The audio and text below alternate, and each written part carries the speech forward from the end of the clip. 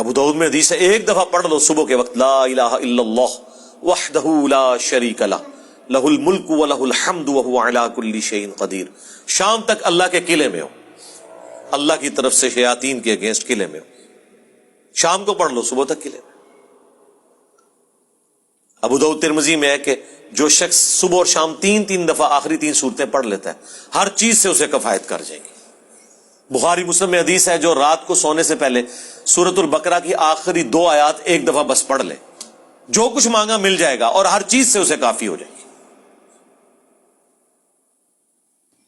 مسلم شریف میں حدیث ہے کہ سبحان اللہ والحمد للہ ولا الہ الا اللہ واللہ اکبر پڑھنا، رسول اللہ فرماتے ہیں مجھے ہر اس چیز سے بڑھ کر محبوب ہے جس پہ سورج طلوع ہوتا ہے، دنیا اور دنیا کی ہر چیز سے بڑھ کر یہ پسندیدہ ترین کلمات ہیں جو ہم فرض نماز کے بعد بھی پڑھتے ہیں۔ تو یہ اللہ تعالیٰ کے کلمات ہیں، ان کے ذریعے اللہ کی طرف متوجہ ہوں، اللہ تعالیٰ دعا قبول کرتا ہے۔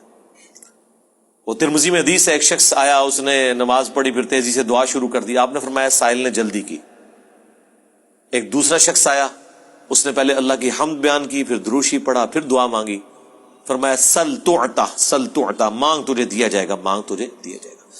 اور نماز میں بھی پروٹوکول آپ دیکھیں کیا ہے، پہلے اللہ کی حمد بیان ہوتی ہے، التحیات للہ والصلوات والطیبات، پھر درود شریف، اور اینڈ پہ جا کے دعائیں آتی ہیں۔ دعا کا پروٹوکول ہے اللہ کی تعریف اور اس کے بعد درود شریف اور پھر دعا، اس کے بغیر دعا قبول نہیں ہوتی۔ اور جس نے تیزی سے دعا کی تھی نا، ترمذی میں حدیث ہے، پھر حضور نے اسے بلایا اور سمجھایا کہ پہلے اللہ کی حمد بیان کرو، پھر مجھ پر درود شریف پڑھو، پھر اللہ کی طرف متوجہ ہو، اللہ دعا قبول کرے گا۔ کسی مزار پہ جانے کی ضرورت نہیں میرے بھائی، گھر بیٹھے اللہ کی حمد اور درود شریف کے ساتھ آپ اللہ کی طرف متوجہ ہوں۔ مسلم شریف میں حدیث ہے جو اذان کا جواب دے وہی کلمات ریپیٹ کرے، حی علی الصلاح حی علی الفلاح پہ لا حول ولا قوت الا باللہ کہے، اور اس کے بعد مجھ پر ایک دفعہ درود شریف پڑھے اور الوسیلہ والی دعا مانگ لے، قیامت کے دن میری شفاعت اس کے لیے حلال ہو جائے گی، اللہم اجعلنا منہم آمین۔ کتنے پیارے پیاری چیزیں ہیں جو نبی علیہ السلام نے تعلیم فرمائی ہیں۔ ہم نے اس لیے سنت اذکار کارڈ لکھے میرے بھائی، یہ میری سالوں کی محنت ہے جو میں نے ایفرٹ پٹ کر کے اس چیپٹر کو کلوز کر دیا۔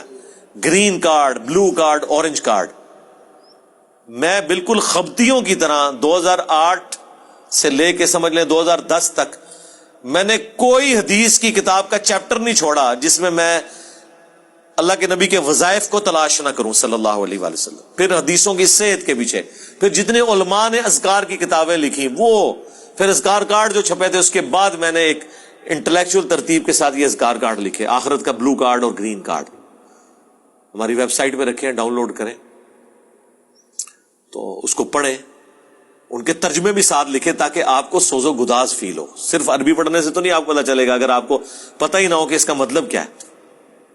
حسبنا اللہ و نعم الوکیل، بخاری کی حدیث ہے، ابن عباس کہتے ہیں کہ تمہارے جد امجد ابراہیم کو جب آگ میں پھینکنے لگے تھے تو وہ پکار اٹھے تھے حسبنا اللہ و نعم الوکیل، اور تمہارے نبی پہ بھی جب مصیبت آتی تھی وہ کہتے تھے حسبنا اللہ و نعم الوکیل۔ اور اس کا ذکر تو قرآن میں ہے سورہ آل عمران کے اندر کہ جب اہل ایمان کو خبر پہنچی کہ کافر ان کے خلاف سازشیں کر رہے ہیں تو اہل ایمان پکار اٹھے حسبنا اللہ و نعم الوکیل، ہم نے اللہ ہی پر بھروسہ کیا، وہی بہتر کارساز ہے۔ اب یہ جب آپ کا کنسیپٹ ہوگا تو یہ اللہ کے صفاتی ناموں کے ساتھ آپ متوجہ ہو رہے ہیں۔ باقی تو اللہ کے کلمات تو ختم ہی نہیں ہونے۔ سورہ لقمان میں، سورہ بنی اسرائیل، سورۃ الکہف میں اللہ تعالیٰ کیا فرما رہا ہے کہ اگر زمین سارے کے سارے درخت جو ہیں کلمے بن جائیں اور سمندر سیاہی بن جائیں اور 7 سمندر اور بھی ساتھ مل جائیں، اللہ کے کلمات نہیں ختم ہوں گے۔ سبحان اللہ و بحمدہ عدد خلقہ ورضا نفسہ وزنۃ عرشہ ومداد کلماتہ۔ بخاری میں حدیث ہے اللہ تعالیٰ کے 99 نام ہے، جو ان کو لے لے گا تو اس پہ جنت واجب ہو جائے گی۔ لینے سے مراد یہ نہیں ہے کہ وہ ان کی صرف تسبیح کھینچتا رہے گا، مراد یہ کہ وہ اللہ تعالیٰ کو سیریس لے گا، ٹھیک ہے۔ اور لوگ وہ خالی نام پڑھ رہے ہوتے ہیں، کہتے ہیں بس جنت ہوگی، نماز پڑھنے کی لوڑ ہی کوئی نہیں۔ بھائی اگر یہ سنن سعید کبریٰ میں حدیث ہے نا کہ جو آیت الکرسی فرض نماز کے فوراً بعد پڑھتا ہے مرتے ہی جنت میں داخل ہوگا، جنت اور اس کے درمیان صرف موت کا وقفہ ہے، تو اس کے لیے نماز بھی پڑھنی پڑے گی۔ صرف آیت الکرسی پڑھنے سے کچھ نہیں ہونا. تو یہ اللہ تعالیٰ ہمارا تمام اچھے نام اللہ کے لیے، ان کو اس کے ناموں کے ساتھ پکارو. سورۃ الحشر کی آخری 3 آیات پھر احادیث میں بھی آئے ہیں، سنن ابی داؤد میں حدیث، ترمذی میں، کہ جو شخص ان کلمات کے ساتھ متوجہ ہوتا ہے، اللہم انی اسألک بانک انت اللہ لا الہ الا انت الاحد الصمد الذی لم یلد ولم یولد ولم یکن لہ کفوا احد، تو اللہ تعالیٰ اس کو واپس نہیں کرتا.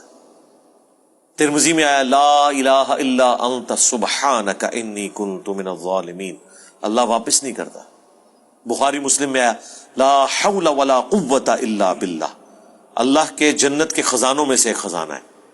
تو یہ اسماء الحسنہ جو ہے اللہ تعالیٰ کے نام، اس کے صفاتی نام، وہ نہیں ہے جو آپ کو صوفیاء بتا رہے ہوتے ہیں کہ اتنے ہزار دفعہ یہ نام تسبیح کھینچ لیں، وہ نہیں، وہ ایک دفعہ ہی بہت ہے میرے بھائی. یہ ایک ہی دوائی کام کر دیتی ہے. زیادہ تر 3 دفعہ دعائیں آئی ہوئی ہیں، 7 دفعہ آئی ہوئی ہیں، 10 دفعہ آئی ہیں، اس سے زیادہ نہیں، سوائے تسبیحات کے جو 33 دفعہ ہیں یا 100 دفعہ ہیں. دعائیں تو آپ کو آیت الکرسی ایک ہی دفعہ پڑھنی ہے فرض نماز کے بعد.